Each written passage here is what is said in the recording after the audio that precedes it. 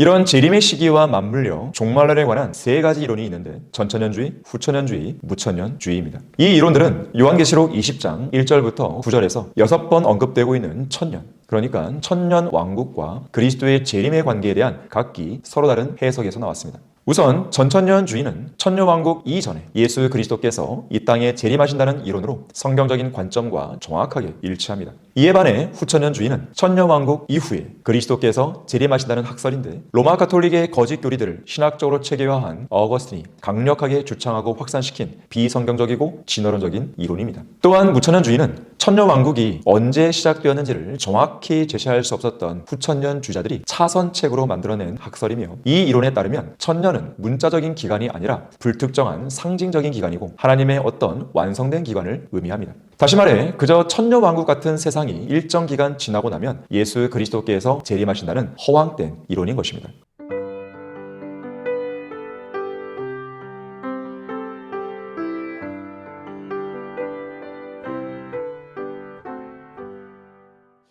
안녕하십니까? 성경침례교회 박승용 목사입니다. 한 권의 책을 먼저 소개하겠습니다. 여러분은 세례적 진리란 책을 알고 있습니까? 세례적 진리의 저자 클라렌스 라키는 예수 그리스도의 재림의 시기는 모든 시대적인 진리를 푸는 열쇠라고 말했습니다. 이런 재림의 시기와 맞물려 종말론에 관한 세 가지 이론이 있는데 전천년주의, 후천년주의, 무천년주의입니다. 이 이론들은 요한계시록 20장 1절부터 9절에서 6번 언급되고 있는 천년, 그러니까 천년 왕국과 그리스도의 재림의 관계에 대한 각기 서로 다른 해석에서 나왔습니다. 우선 전천년주의는 천년왕국 이전에 예수 그리스도께서 이 땅에 재림하신다는 이론으로 성경적인 관점과 정확하게 일치합니다. 이에 반해 후천년주의는 천년왕국 이후에 그리스도께서 재림하신다는 학설인데 로마 가톨릭의 거짓 교리들을 신학적으로 체계화한 어거스틴이 강력하게 주창하고 확산시킨 비성경적이고 진화론적인 이론입니다. 또한 무천년주의는 천년왕국이 언제 시작되었는지를 정확히 제시할 수 없었던 후천년주의자들이 차선책으로 만들어낸 학설이며 이 이론에 따르면 천년은 문자적인 기간이 아니라 불특정한 상징적인 기간이고 하나님의 어떤 완성된 기간을 의미합니다. 다시 말해 그저 천년왕국 같은 세상이 일정 기간 지나고 나면 예수 그리스도께서 재림하신다는 허황된 이론인 것입니다. 천년을 문자적인 기간으로 볼 것인가, 상징적인 기간으로 볼 것인가 하는 부분만 다를 뿐 성경의 해석 방법이나 그리스도인의 삶의 방식과 가치관, 세상을 바라보는 역사관, 교회가 행해야 할 구체적인 실행 등 나머지 대부분의 신학적 가르침은 후천년주의와 대동소이합니다. 클라렌스 라키는 종말론에 관한 세 가지 견해에 대해 다음과 같이 결론을 내렸습니다. 그리스도께서 천년왕국 이전에 재림하신다는 예언은 성경의 신비를 푸는 열쇠입니다. 성경에 기록된 모든 예언의 최종 목적은 그리스도의 재림입니다. 지금은 이 세상이 어둡지만 확실한 예언이 우리를 비춰주고 있습니다. 예언은 일기예보처럼 개연성 위에 정립된 것이 아니라 미리 기록된 역사입니다. 이런 식으로 예언을 이해하고 그리스도께서 성경의 진리대로 천년왕국 이전에 재림하신다는 말씀을 깨닫게 된다면 성경은 우리에게 새로운 책이 될 것입니다. 교리와 예언적인 진리가 정돈되며 더 이상의 혼동이 없고 우리의 신학 체계는 질서가 바로잡힐 것입니다.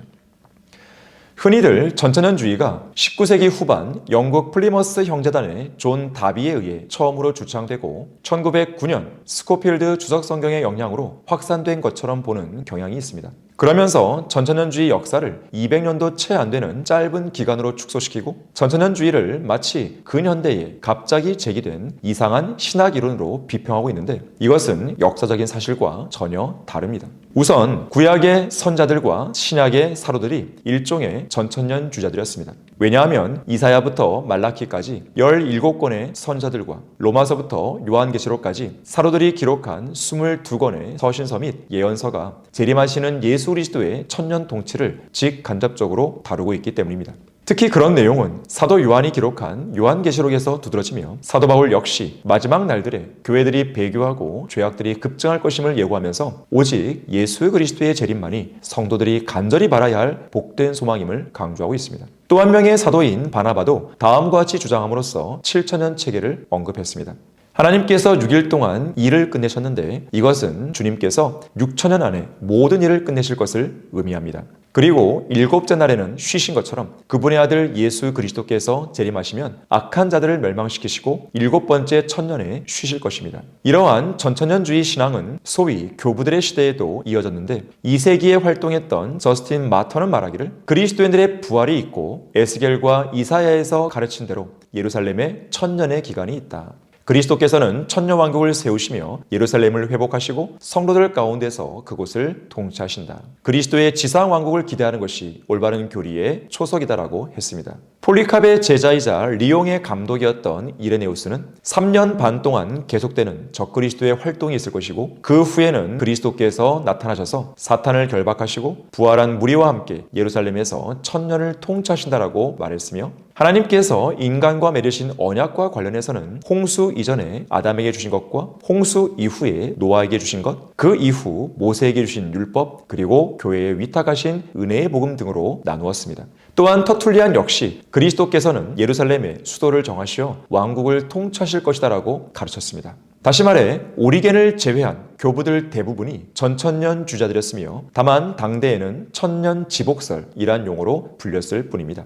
그 이후로는 성경대로 믿고 실행했던 성별주의 그룹들이 전천년주의 신앙을 이어나갔는데 2세기 중엽에 몬타니스트를 시작으로 3세기 후반에 노바티안, 4세기에 도나티스트 등이 그러했고 또 신비라, 큰 바빌론이라 땅의 창녀들과 가저한 것들의 어미로 불리는 로마 가톨릭과 교황의 권력이 절정에 달했던 중세 암흑시대에는 극심한 박해 속에서도 폴리시안, 알비겐스, 보고마일, 왈덴스 등이 목숨을 걸고 그 믿음을 지켜냈습니다.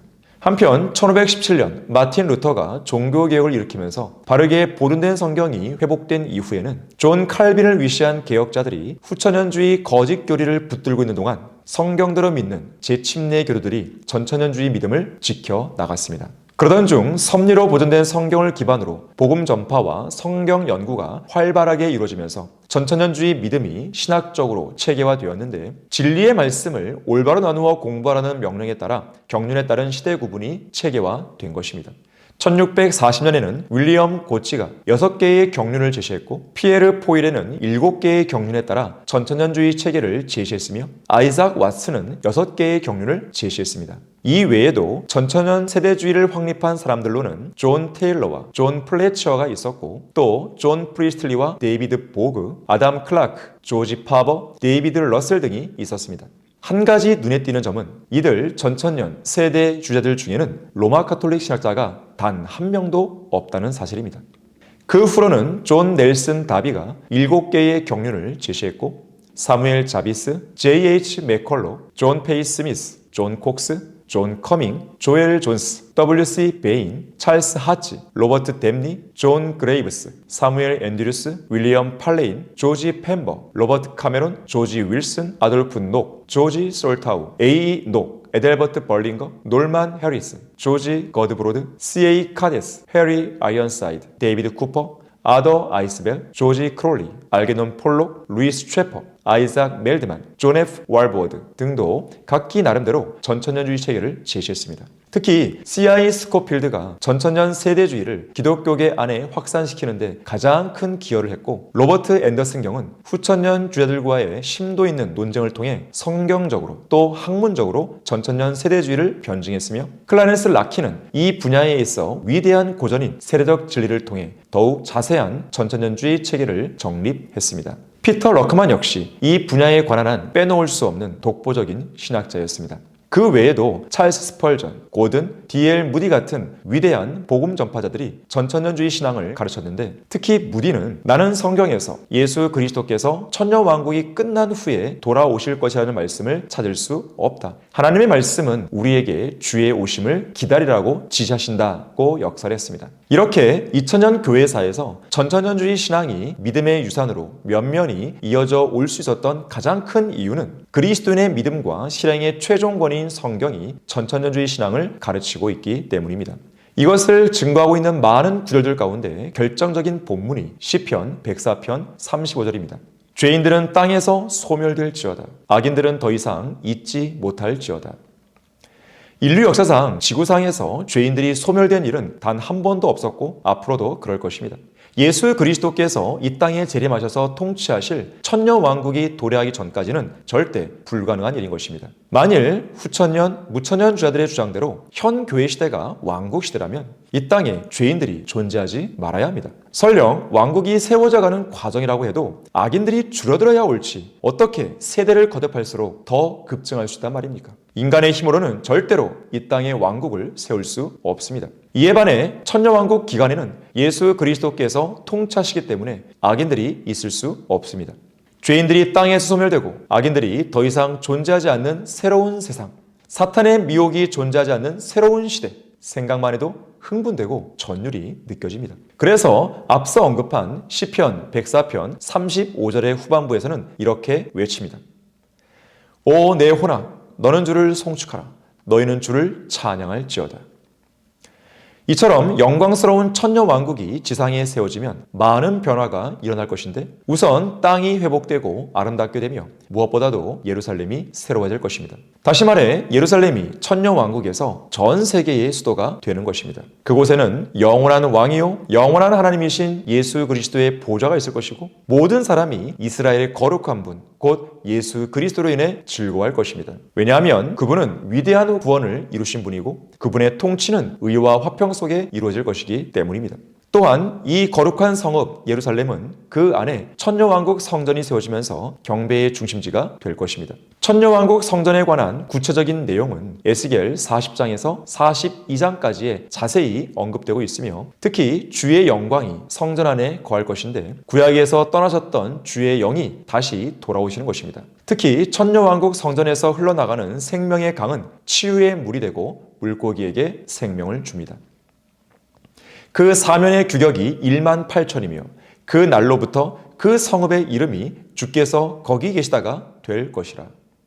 또한 사탄이 결박됩니다. 6천년 동안 온 세상을 미혹해온 사탄이 결박되고 끝없이 깊은 구렁에 갇혀 인간들에게 더 이상 어떤 영향력도 미치지 못하게 되는 것입니다. 1000년 동안 사탄은 이 땅에 있지 않습니다. 그 기간에 주님께서는 모든 민족들을 심판하신 후 온 땅의 왕이 되실 것이기에 세상은 더 이상 전쟁을 하지 않게 됩니다. 전쟁 무기들을 불태울 것인데 불태우는데 7년이 소요됩니다. 민족들은 더 이상 전쟁을 배우지 않을 것이고 전쟁 무기인 칼과 창들을 두들겨 농기구로 만들 것입니다. 무엇보다도 자연계가 회복되는 것인데 그 옛날 죄가 세상으로 들어오기 이전에 에덴 동산처럼 회복될 것입니다. 사람들은 회복된 자연 환경을 마음껏 향유하게 되고 인간의 수명은 나무의 수명처럼 길어집니다. 성소에서 흘러나오는 강물은 병들을 치유하며 강둑 위에서 자라나는 나무 잎사귀는 약으로 사용되어 병자들이 치유됩니다. 자연의 피조세계도 회복되고 평화를 되찾습니다. 그야말로 완벽한 아름다움을 자랑하는 자연이 회복될 것입니다. 하나님께서는 천년왕국 내내 정해진 계절들을 통해 풍요로운 복을 주실 것입니다. 동물들도 본성이 바뀌어 서로 간에 평화롭게 지냅니다. 또한 이리가 어린 양과 함께 거하며 표범이 새끼 염소와 함께 누울 것이요 송아지와 어린 사자와 살찐 짐승이 함께하며 어린아이가 그들을 이끌리라. 암소와 곰이 함께 먹으며 그것들의 새끼들이 함께 누울 것이요 사자가 소처럼 짚을 먹으리라. 또 젖먹는 아이가 독사의 구멍에서 장난하며 젖된 아이가 독사의 굴에 손을 넣으리라. 그들은 나의 모든 거룩한 산에서 해치거나 파괴시키지 않으리니 이는 마치 물들이 바다를 덮음같이 세상이 주의 지식으로 충만할 것임이니라. 또한 빛이 7배나 밝아집니다. 또 주께서 자기 백성의 터진 자리를 싸매시고 매맞은 상처를 치유하시는 날에 달빛이 햇빛같이 될 것이요 햇빛은 7날들의 빛과 같이 7배가 되리라. 이상의 내용들은 천년왕국에 관한 묘사들 가운데 극히 일부분이며 특히 이런 완벽한 세상은 예수 그리스도의 재림을 통해서만 이루어진다는 것이 성경적 역사관입니다. 오늘날 후천년, 무천년 주자들이 이런 유토피아를 꿈꾸지만 그들의 노력들은 모두 헛될 뿐입니다. 왜냐하면 이러한 천년왕국은 죄 많은 인간들이 세울 수 없을 뿐 아니라 감히 세워보겠다고 무모하게 나서서도 안 되는 일이기 때문입니다. 인류의 과학과 의학은 질병을 정복하지 못했습니다. 하나의 치명적인 질병을 정복하면 또 다른 치명적인 질병이 등장합니다. 가난 문제도 해결하지 못했습니다. 전쟁 역시 그 해법을 찾지 못했습니다. 흔히들 입버릇처럼 말하는 세계 평화는 말장난에 불과합니다. 또한 아무도 죽음의 문제를 해결하지 못했습니다. 인류의 사망률은 말 그대로 100%입니다. 태어난 모든 사람이 단 한 명의 예외도 없이 죽는 것입니다.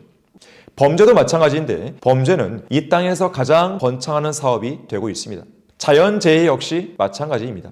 태풍, 기근, 가뭄, 산불, 지진 등을 막을 수 있는 사람이 어디 있겠습니까? 그러나 만왕의 왕이신 예수 그리스도께서 이 땅에 돌아오시면 이 세상의 모든 문제를 단 하나도 남겨놓지 않고 완전히 해결하실 것입니다. 모든 문제가 빨리 해결되기 원하십니까? 그렇다면 무언가를 하려고 하기보다 왕께서 하루속히 이 땅에 귀환하시기를 기도하는 편이 훨씬 낫습니다.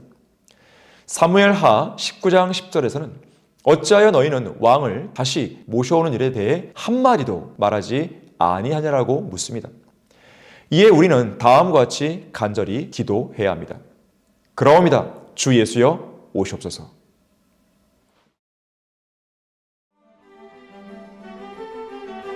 그리스도인은 한글 킹제임스 성경을